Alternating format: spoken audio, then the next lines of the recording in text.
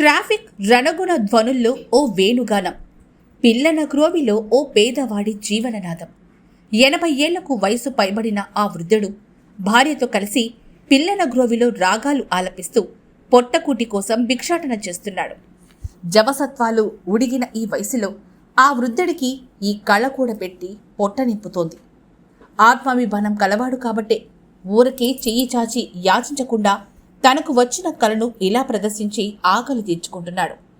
అతడి ఆకలి కేకలే పిల్లన గ్రోవిలో రాగాలుగా సురాగాలుగా వినిపిస్తున్నాయి.